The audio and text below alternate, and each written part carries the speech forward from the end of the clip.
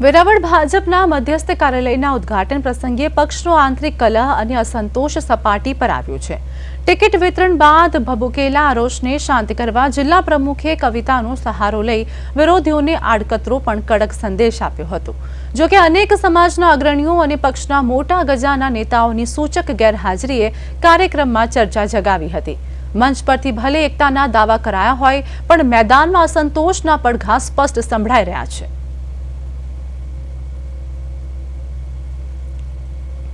आ तके मैंने अटल बिहारी वाजपेयी जी की पंक्तिओं याद आवे छे कि सब कुछ लगा है दाव पर, अब रुक नहीं सकते, टूट सकते हैं मगर अब झुक नहीं सकते।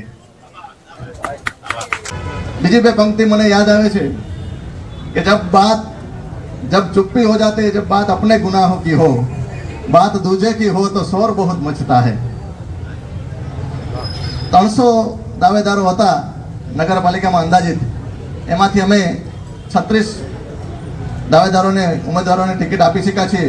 छेल्ले एटલું જ કહેવાનું કે નથી કરવાનો અભિમાન કે મારા સિવાય કંઈ થાય નહીં, અહીં તો આખો આકાશ ઊભું છે ટેકા વિના।